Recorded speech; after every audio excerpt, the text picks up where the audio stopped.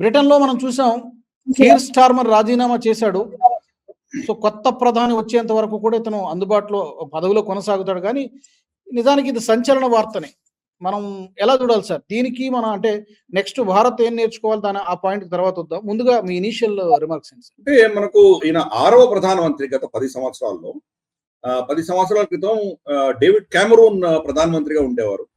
ఆయన బ్రెక్సిట్ కోసం ఆయన ఓటింగ్ కి పర్మిషన్ ఇచ్చారు. ఆయన బ్రెక్సిట్ ఓట్లో ఆయన పక్షం ఓడిపోయింది. అప్పుడు బ్రిటన్ లో 52% మంది యూరోపియన్ యూనియన్ నుంచి బయటికి రావాలి అని చెప్పి వాళ్ళు ఓటేశారు. 48% లేదు యూరోపియన్ యూనియన్ లో ఉండాలి అని ఓటేశారు. కాబట్టి వాళ్ళ సమాజం వర్టికల్ గా చీలిపోయింది. ఆల్మోస్ట్ 50% చీలిపోయిందని అనుకోవాలి. అప్పుడు డేవిడ్ కామెరూన్ రిజైన్ చేయాల్సి వచ్చింది.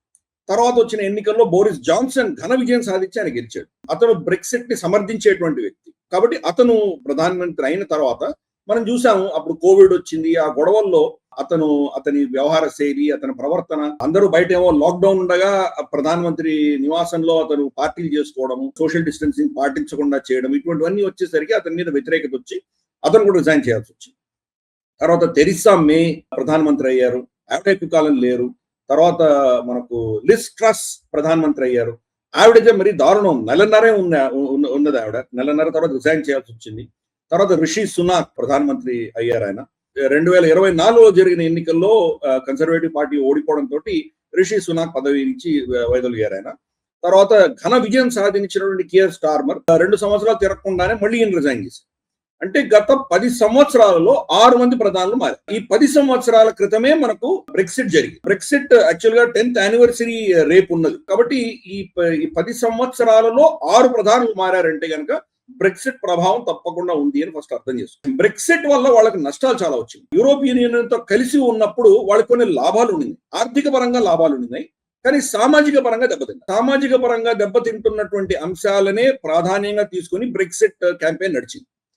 ఎస్పెషలీ ఇల్లీగల్ ఇమిగ్రెంట్స్ ఎవరైతే ఉన్నారో యూరోపియన్ యూనియన్ ఏం చేసిందంటే కోటాలు పెట్టి, అప్పుడున్నటువంటి మన ఛాన్సలర్ యాంజెలా మెర్కెల్ ఆవిడ వచ్చేసి ఇల్లీగల్ ఇమిగ్రేషన్ బాగా ప్రోత్సహించి, కన్సర్వేటివ్ పార్టీ, నేషనలిస్ట్ పార్టీలు ఇంకా మళ్ళీ జన్మలో ఎప్పుడు గెలవకూడదు అని చెప్పేసి ఓటు మార్చే దిశగా వీళ్ళనందరినీ కూడా ఎంకరేజ్ చేసి, ఇల్లీగల్ ఇమిగ్రెంట్స్ ఎంకరేజ్ చేసి, అలాగే ఇటలీలో కూడా అప్పుడు ఉన్నటువంటి లెఫ్టిస్ట్ పార్టీలు కూడా బాగా ఎంకరేజ్ చేశాయి. కాబట్టి గ్రీస్ నుంచి చాలా ప్రాంతాల నుంచి వాళ్ళందరూ కూడా ఇల్లీగల్ ఇమిగ్రెంట్స్ యూరోప్ లో చొరబడడంతో యూరోపియన్ యూనియన్ ఏం చేసిందంటే ప్రతి దేశానికి కోటాలు ఇష్యూ చేసింది.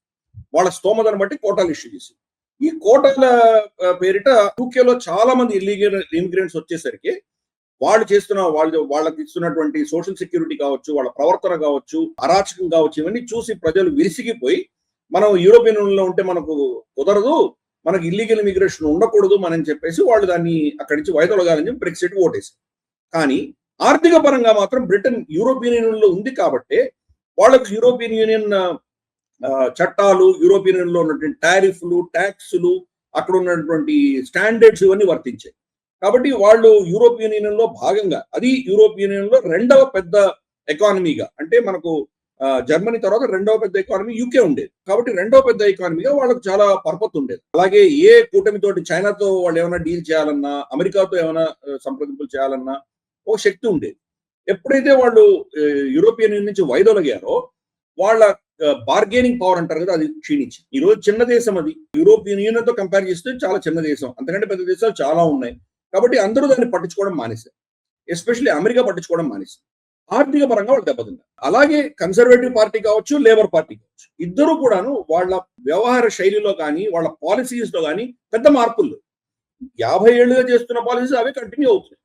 కానీ ఇప్పుడున్నటువంటి ప్రపంచంలో, అది బ్రెక్సిట్ అయిన తర్వాత ప్రపంచంలో ఎటువంటి అవసరాలు ఉన్నాయో వాళ్ళు నిర్ణయించుకోలేకున్నారు. కన్సర్వేటివ్ పార్టీ కూడా ఈ యొక్క ఇల్లీగల్ ఇమిగ్రేషన్ వాళ్ళు ఆపలేకపోయారు, వీళ్ళని మళ్ళీ వెనక్కి పంపించలేకపోయారు. ఆర్థిక పరమైనటువంటి సమస్యలు కూడా వాళ్ళు సమాధానం ఇవ్వలేకపోయారు. వాళ్ళ దేశంలో సోషల్ సెక్యూరిటీ భారం విపరీతంగా పెరిగిపోయింది. అది ఇల్లీగల్ ఇమిగ్రెంట్స్ కి 2-3 భార్యలతో వచ్చిన వాళ్ళు, 10-15 మంది పిల్లలతో వచ్చిన వాళ్లకు ఇక్కడ కష్టపడి పనిచేస్తున్నటువంటి ఒక బ్రిటిష్ పౌరుడికి వచ్చేటువంటి జీతం కన్నా, వాళ్ళకు వచ్చేటువంటి సోషల్ సెక్యూరిటీ కన్నా వీళ్ళకి ఎక్కువ వస్తుంది. కాబట్టి ఈ అంశాలతోటి వాళ్ళందరూ కూడా విసిగిపోయారు. దాంతో కన్సర్వేటివ్ పార్టీని ఓడించి లేబర్ పార్టీకి ఓటేశారు. లేబర్ పార్టీ కూడా మళ్ళీ వీళ్ళు అల్ట్రా లెఫ్టిస్ట్ భావజాలంతో, ఇస్లామోఫోబియా పేరిట ఓట్ బ్యాంక్ పాలిటిక్స్ వీళ్ళు చేయడంతో సంక్షోభం ఇప్పటికి కూడా ఇంకా తేలట్లేదు. కాస్ట్ ఆఫ్ లివింగ్ అంటారు కదా, అంటే అక్కడ ప్రజలు జీవించడానికి వాళ్ళకి ఎంత ఖర్చు అవుతుందో నెలకు, ఆ ఖర్చులో ఎటువంటి మార్పు లేదు, పైపించి ఇంకా క్షీణిస్తూనే ఉంది. అక్కడ తరచూ అక్కడ స్ట్రైక్లు అవుతున్నాయి. డాక్టర్లు కావచ్చు, నర్సులు కావచ్చు, రైల్వే స్టాఫ్ కావచ్చు, ఫ్యాక్టరీ వర్కర్లు కావచ్చు, శానిటేషన్ వర్కర్లు కావచ్చు, వీళ్ళందరూ కూడా వాళ్ళ జీతాలు పెంచాలని, వాళ్ళ పనిచేసేటువంటి సమయాన్ని తగ్గించాలని, రిటైర్మెంట్ ఏజ్ ని తగ్గించాలని ఇవన్నీ డిమాండ్ చేసుకుంటూ వాళ్ళు అజిటేషన్ చేస్తున్నారు. ప్రభుత్వం మాత్రం వాళ్ళ ఎకానమీని పెంచలేనటువంటి పరిస్థితిలో వాళ్ళు ఉన్నారు. ఎకానమీలో ఏంటి, ఫస్ట్ మీరు ఆదాయం పెంచాలి, జీడిపి పెరగాలి. జీడిపి స్టాగ్నేట్ అయిపోయి ఉంది. మనం ఒకప్పుడు 5వ స్థానంలో ఉన్నటువంటి బ్రిటన్ ఈ రోజు పడిపోతుంది, క్రమేపీ పడిపోయింది. మనం వాళ్ళని ఓవర్టేక్ చేసాం. ఈ రోజు భారతదేశం బ్రిటన్ ఓవర్టేక్ చేసి ఈ రోజు 5వ స్థానంలోకి మనం వచ్చామంటే కనుక వాళ్ళు ఎంత క్షీణించారో అర్థం చేసుకోవచ్చు. కాబట్టి దాని నుంచి రివర్స్ చేయడానికి వీళ్ళు ఎటువంటి పాలసీలు వీళ్ళు ఏం చేయలేకపోతున్నారు. అంటే మెయిన్ స్ట్రీమ్ పార్టీస్ గత కొన్ని వందల సంవత్సరాలుగా పాలిస్తున్నటువంటి టారీస్ అండ్ విగ్స్, కన్జర్వేటివ్స్, లేబర్ ఇద్దరు కూడా వాళ్ళ పాలసీస్ లో ఏం మార్పు లేదు, స్టాండర్డ్ మెయింటైన్ చేసుకుంటూ పెడుతున్నారు. చిన్న చిన్న మార్పులే. వీళ్ళేమో ప్రభుత్వ రంగ సంస్థలకు ఎక్కువ పేటేస్తారు వీళ్ళు లేబరు, వీళ్ళేమో ప్రైవేట్ రంగ సంస్థకి పెద్ద పేటేస్తారు. ఇంత తప్పితే ఎలీట్, రూలింగ్ ఎలీట్ లో ఉన్నటువంటి ఆ కంట్రోల్ అన్నది ప్రజల దాకా, సామాన్య ప్రజల దాకా వెళ్ళట్లేదు. ప్రపంచం మారిపోయింది, వీళ్ళు ఇంకా పాత పద్ధతిలోనే నడుస్తున్నారు. ఈ వీడియో మీకు నచ్చినట్టయితే లైక్ చేయండి, 10 మందికి షేర్ చేయండి. అలాగే కామెంట్ల రూపంలో మీ అభిప్రాయాలను మాతో పంచుకోండి. Nationalist hub group of channels ను సబ్స్క్రైబ్ చేసుకుని తెలుగునాట జాతీయవాద జర్నలిజాన్ని ప్రోత్సహించండి. ఈ వీడియో కింద ఉన్న బెల్ ఐకాన్ పై క్లిక్ చేయడం మర్చిపోవద్దు.